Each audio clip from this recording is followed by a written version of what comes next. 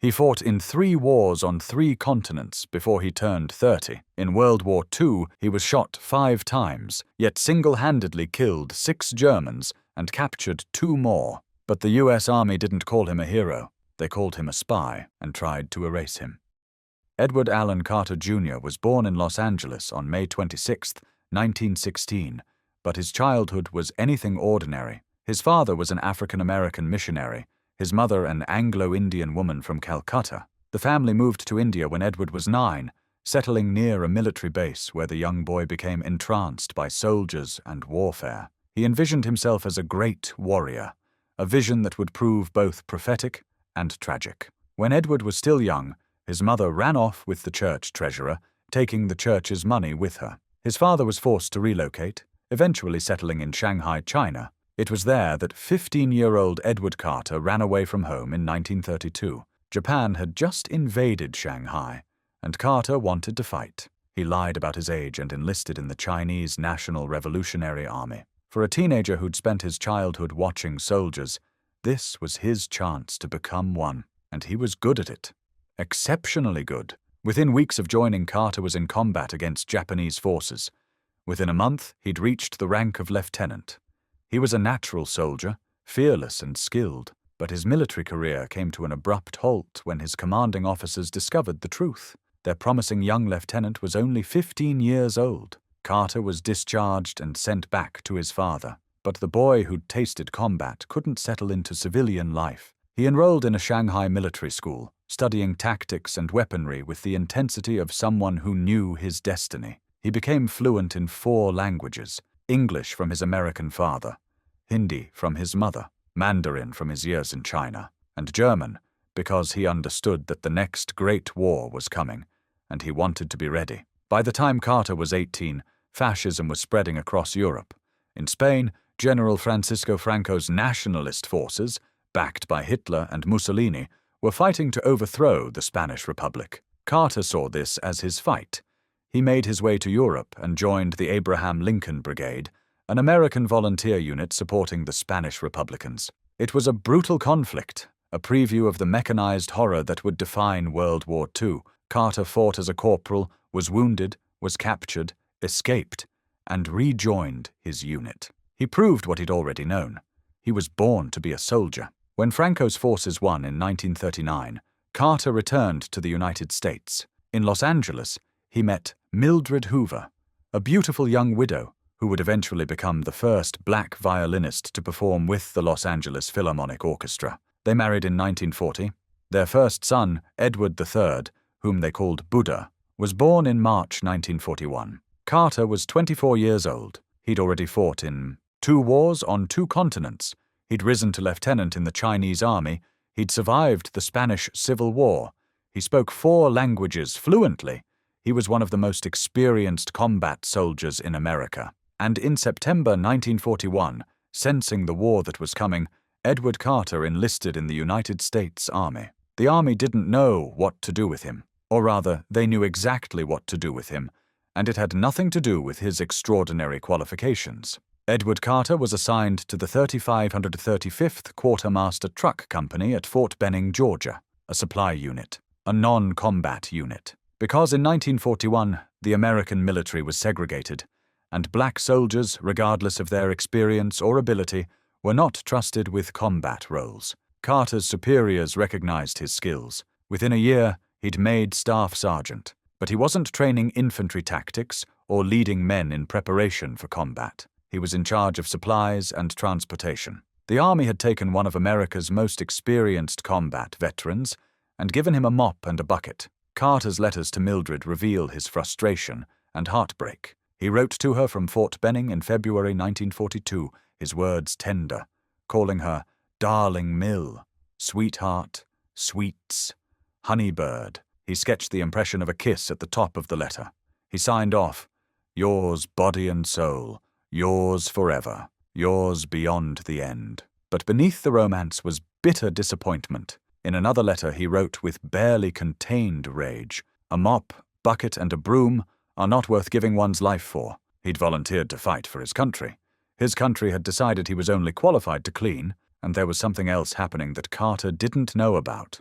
In May 1943, an unidentified Army intelligence officer at Fort Benning opened a counterintelligence file with Edward Carter's name on it. The officer noted that Carter had been a member of the Abraham Lincoln Brigade, that he'd been exposed to communism, though he wasn't necessarily a communist himself, that he'd spent years in the Orient and had a speaking knowledge of Chinese. The report concluded that Carter was capable of having connections with subversive activities. The Army was already building a case against one of their most decorated soldiers, not for anything he'd done, but for who he was and what he'd experienced. Carter's 3535th Quartermaster Truck Company shipped to France in November 1944. By then he'd been promoted to Staff Sergeant, but he was still in a supply unit, still watching the war from the sidelines while men with a fraction of his experience went into combat. Then came the Battle of the Bulge. Germany's last great offensive in the West, launched in December 1944, caught the Allies by surprise and inflicted catastrophic casualties. The American Army was desperate for infantry replacements, so desperate that they did something unprecedented. They asked for black volunteers from rear echelon units to serve in combat infantry roles. There was a catch. Non-commissioned officers who volunteered would have to accept reduction in rank. Staff Sergeant Edward Carter, who'd fought the Japanese in China and the fascists in Spain, who spoke 4 languages and had more combat experience than most colonels, would have to become a private if he wanted to fight for his country. Carter didn't hesitate. He gave up his stripes and volunteered immediately. In February 1945, he was assigned to the 1st Infantry Company Provisional 7th Army, an all-black infantry unit attached to the 56th Armored Infantry Battalion of the 12th Armored Division. His company commander, Captain Floyd Vanderhoff, recognized Carter's experience and leadership immediately. He restored Carter's staff sergeant rank and made him an infantry squad leader. Finally, after 3.5 years in the Army, Edward Carter was doing what he'd always been meant to do. In March 1945, Carter's unit pushed across the Rhineland toward the Rhine River. The Allies needed to cross the Rhine to reach the heart of Germany, but most of the bridges had been destroyed by Allied bombing or German demolitions. Reports came in that Speyer, a town on the west bank of the Rhine, still had an intact bridge. The 12th Armored Division moved south toward Speyer.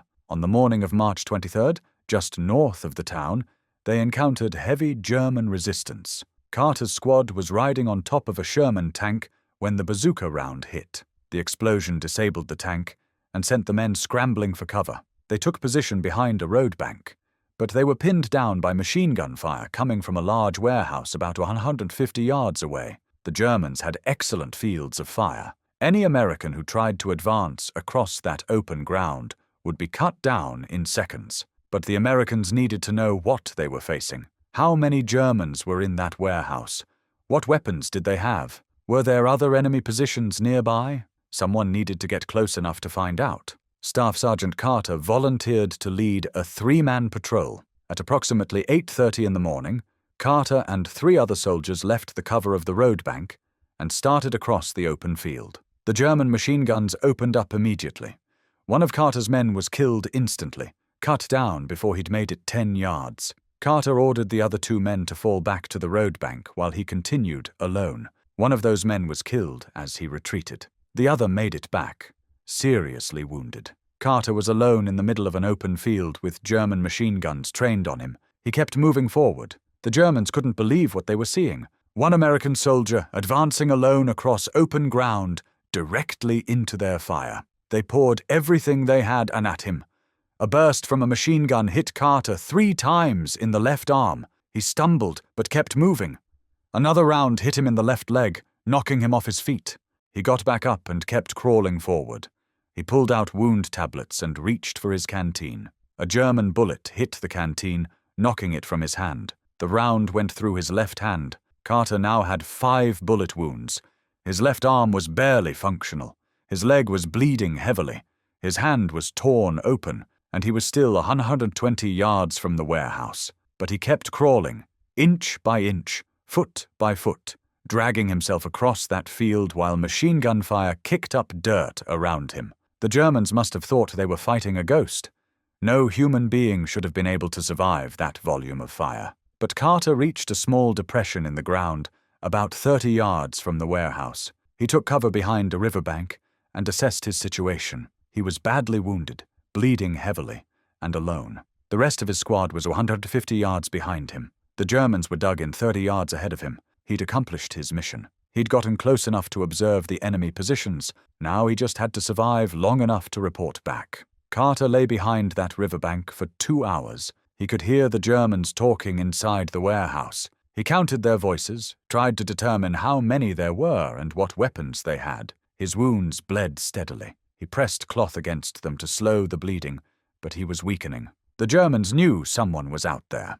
They'd seen the American soldier crawling across the field, seen him take cover, but they didn't know if he was alive or dead. Finally, around 10:30 in the morning, they decided to find out. 8 German soldiers left the warehouse and moved toward Carter's position. They were carrying rifles, moving cautiously, trying to determine if the American was still a threat. Carter lay perfectly still, his Thompson submachine gun hidden beneath his body. Blood soaked into the ground around him. He looked like a corpse. The Germans grew bolder, convinced the American was dead. They moved closer. 20 yards, 15 yards, 10 yards. Carter waited. He needed them close enough that he couldn't miss. Close enough that his wounded arms could hold the Thompson steady. Close enough that he could be certain. When the German patrol was almost on top of him, Carter suddenly opened fire. The Thompson submachine gun roared to life, and the Germans had no chance to react. Carter killed 6 of them in seconds.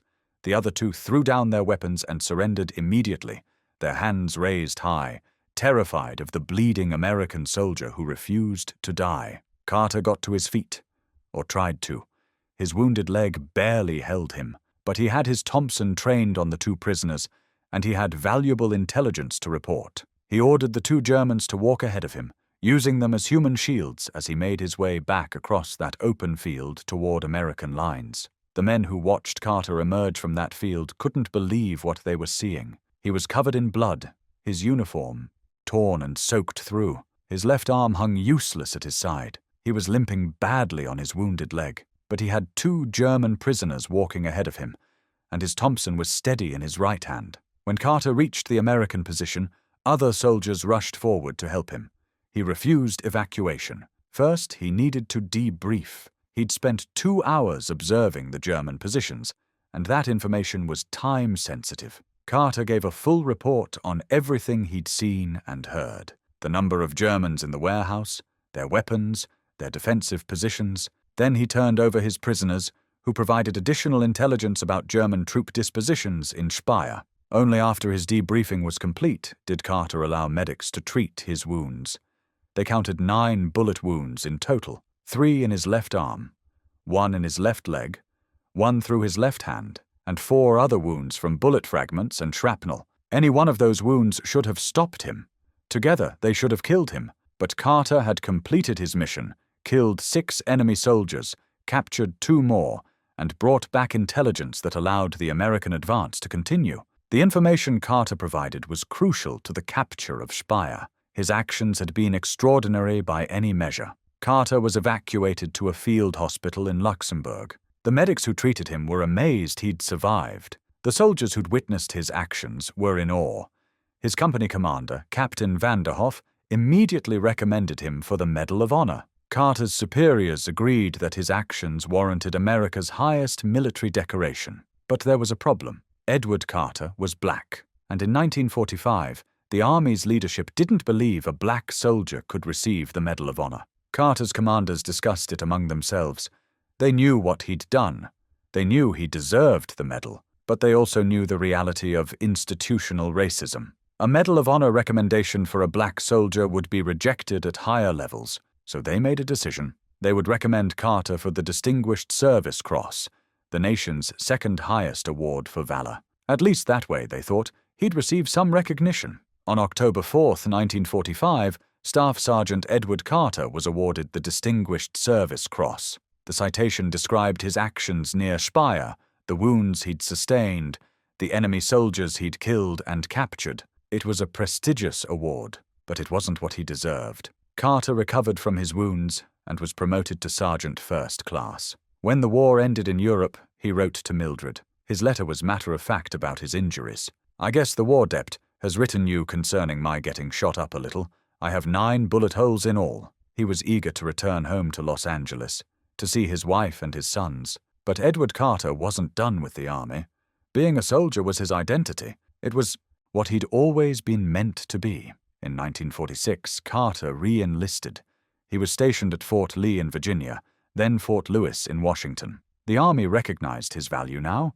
He was handpicked to join a select group of professional soldiers acting as trainers with the California National Guard. He was assigned to the provost office. He received positive evaluations from his superiors.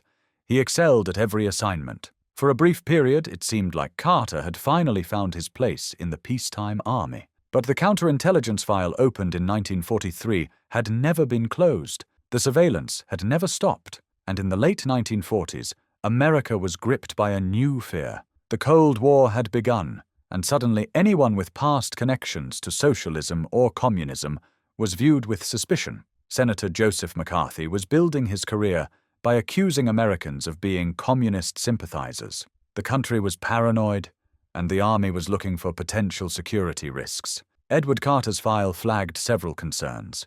He'd fought with the Abraham Lincoln Brigade in Spain, a unit the army now considered to have communist ties. He'd spent years in China and spoke Mandarin. In December 1945, he'd attended a Welcome Home Joe dinner sponsored by American Youth for Democracy, which the army classified as a communist organization. Never mind that the dinner was honoring returning veterans.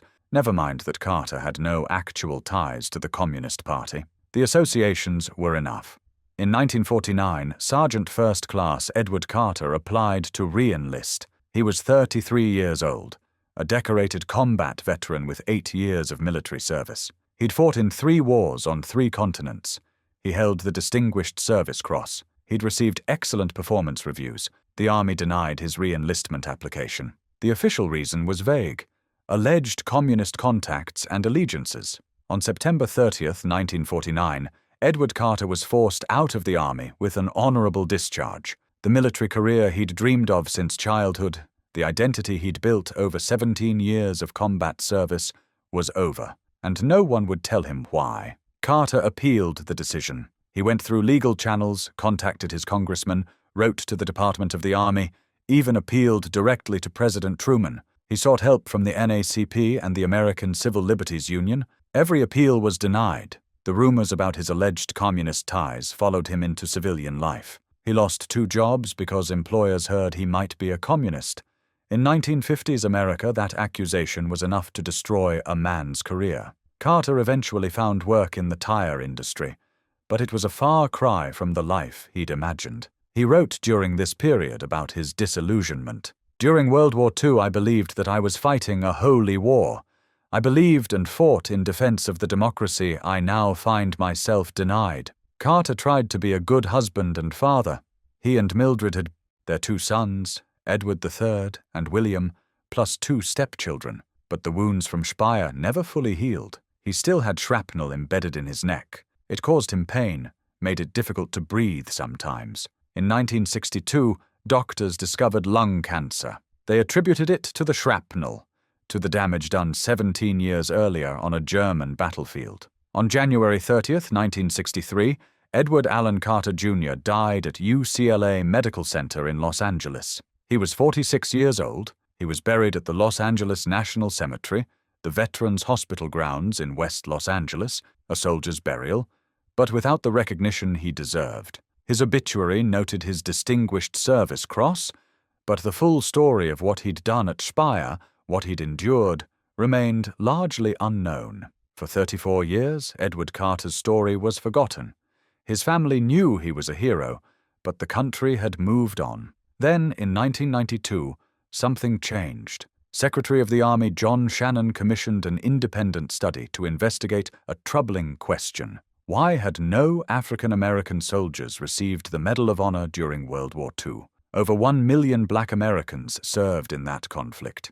Many performed acts of extraordinary heroism. Yet of the 433 Medals of Honor awarded for World War II service, not a single one went to a black soldier. The study, titled The Exclusion of Black Soldiers from the Medal of Honor in World War II, took years to complete. Researchers combed through military records, examining every Distinguished Service Cross awarded to African American soldiers. They looked at the recommendations, the witness statements, the after-action reports. They found systematic evidence of racial discrimination in the awards process. Black soldiers who performed actions identical to those of white Medal of Honor recipients were routinely given lesser awards. The researchers identified 10 African American soldiers whose actions clearly warranted the Medal of Honor. Edward Allen Carter Jr. was one of them. In May 1996, the study was completed and submitted to the Department of Defense. In late 1996, the Carter family was notified. Edward's Distinguished Service Cross was being upgraded to the Medal of Honor. On January 10, 1997, Edward Carter's body was exhumed from the Los Angeles National Cemetery. The next day, he was honored in a ceremony in Los Angeles. On January 13, 1997, President Bill Clinton presented the Medal of Honor to 7 African American World War II veterans in a White House ceremony. Only one of the 7 was still alive to receive his medal. The other 6, including Edward Carter, had died waiting for recognition that never came. Edward Allen Carter III, Buddha, now a grown man himself, accepted his father's medal. President Clinton said, "History has been made whole today, and our nation is bestowing honor on those who have long deserved it." But history wasn't yet whole. The Carter family wanted answers about why Edward had been forced from the army. His daughter-in-law, Aline Carter, spent years filing Freedom of Information Act requests, demanding access to the classified files that had destroyed her father-in-law's military career. In 1999, the Army finally released 57 pages of declassified intelligence documents. The files revealed the surveillance, the suspicions, the vague allegations, but they contained no evidence. Not a single document proved that Edward Carter had ever been disloyal to the United States. Not one piece of evidence suggested he was a communist or had communist ties. The Army had destroyed his career based on nothing but paranoia and prejudice. On November 10, 1999, President Clinton met again with the Carter family in an emotional ceremony in the Pentagon's Hall of Heroes. The Army's Vice Chief of Staff, General John Keane, stood beside him. General Keane presented the family with corrected military records and belated posthumous awards: the Army Good Conduct Medal, the Army of Occupation Medal, the American Campaign Medal, all the recognition that should have come decades earlier. And then General Keane did something unprecedented. On behalf of the United States Army, he issued a formal apology. The surveillance was unjustified. The allegations were baseless. The denial of re-enlistment was wrong. Edward Allen Carter Jr. had been a loyal American soldier, and his country had failed him. On January 14, 1997, Edward Carter was reinterred at Arlington National Cemetery with full military honors. A horse-drawn caisson carried his casket. An honor guard escorted him to his final resting place. The military funeral he should have received in 1963 finally happened in 1997, with his Medal of Honor citation read aloud for all to hear. Today, Edward Carter's story is taught in military academies as an example of both heroism and injustice. His actions at Speyer are studied in tactical courses.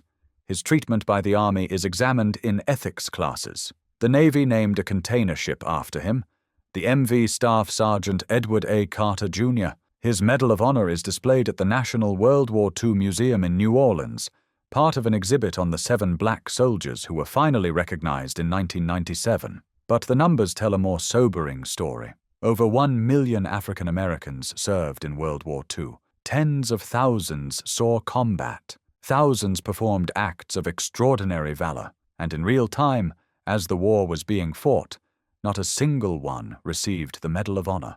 Not because they didn't earn it, but because the Army's leadership in 1945 couldn't conceive of a black soldier deserving America's highest military honor. Edward Carter volunteered to lead a patrol across an open field swept by machine gun fire. He continued alone after his men were killed. He was shot 9 times and refused to stop. He killed 6 enemy soldiers, captured 2 more, and brought back intelligence that saved American lives. He did everything his country asked of him and more.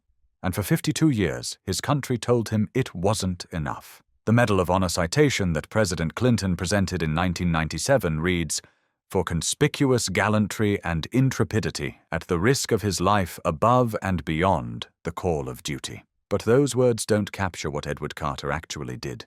He didn't just risk his life, he gave his life piece by piece. 9 bullet wounds on a German battlefield, years of shrapnel working its way toward his lungs, a military career destroyed by baseless accusations, a death at 46 from wounds that never healed. What the United States Army did to Edward Carter wasn't an oversight. It wasn't a bureaucratic error. It was a deliberate choice, made again and again, a choice to deny him the recognition he earned because of the color of his skin, a choice to surveil him, to suspect him, to destroy his career because he'd fought for Republican Spain and lived in China, a choice to let him die believing his country didn't value his service. And Edward Carter wasn't alone. He was one of 7 black soldiers who received the Medal of Honor in 1997 for World War II service. 7 men, out of 433 total recipients. 7 men who had to wait decades for recognition, 6 of whom died before their country finally acknowledged what they'd done. The systematic exclusion of black soldiers from the Medal of Honor during World War II wasn't an accident. It was policy, unwritten, but understood. No matter how brave, no matter how heroic, black soldiers were not considered worthy of the nation's highest honor. The Army knew this. The commanders who recommended Edward Carter for the Medal of Honor in 1945 knew it. That's why they downgraded their recommendation to the Distinguished Service Cross. They knew the truth would be rejected, so they settled for a comfortable lie. Edward Carter spent 17 years as a soldier. He fought the Japanese in China at 15, he fought the fascists in Spain at 20, he fought the Nazis in Germany at 28, he spoke 4 languages, he was wounded in 3 wars, he earned the respect of every man he served with, and America told him he was a security risk, a potential communist, someone who couldn't be trusted. The Distinguished Service Cross citation describes what Carter did on March 23, 1945, but it doesn't describe what was done to him over the next 18 years. The surveillance, the suspicion, the denial of the career he'd earned, the death in a hospital bed with shrapnel still lodged in his neck, his lungs failing, his country's highest honor still 34 years away. That's not just a story of delayed recognition. It's a story of institutional betrayal. When President Clinton presented the Medal of Honor to Carter's son in 1997, he said the honor was long overdue. But overdue suggests a mere delay, an administrative oversight. What happened to Edward Carter was active discrimination, a systematic denial of recognition based entirely on race. And even after the medal was awarded, even after the apology was issued, the fundamental injustice remains. Edward Carter never got to hold his Medal of Honor, never got to hear his citation read at the White House, never got to see his country finally acknowledge what he'd done. He died believing he'd been discarded, that his service didn't matter, that fighting in 3 wars and taking 9 bullets for America wasn't enough. The 7 black soldiers who received World War II Medals of Honor in 1997 remain the only African-American recipients from that conflict. 7 men out of 1 million who served. The statistics speak to a systematic failure so profound that it took 50 years and an explicit study of racial discrimination to begin to correct it. And even then, only 7 cases were upgraded. How many others were overlooked? How many other Edward Carters died without recognition, their acts of valor buried in files that explicitly noted they were black and therefore ineligible for the nation's highest honor? Staff Sergeant Edward Allen Carter Jr. deserved better. He deserved to receive his Medal of Honor in 1945 when his wounds were still fresh and his sacrifice still visceral. He deserved to continue his military career without surveillance and suspicion. He deserved to die as an old man, surrounded by grandchildren, his medals on the wall, his service honored. Instead, he got 9 bullet wounds, 18 years of suspicion, a denial of re-enlistment, and a grave in Los Angeles that took 34 years to be marked with the recognition he'd earned. That's what America gave the man who took 9 bullets for his country. That's what the Army gave the soldier who killed 6 enemy combatants and captured 2 more while bleeding from multiple wounds. That's what institutional racism looks like when it's dressed up in medals and honors and carefully worded citations that came half a century too late.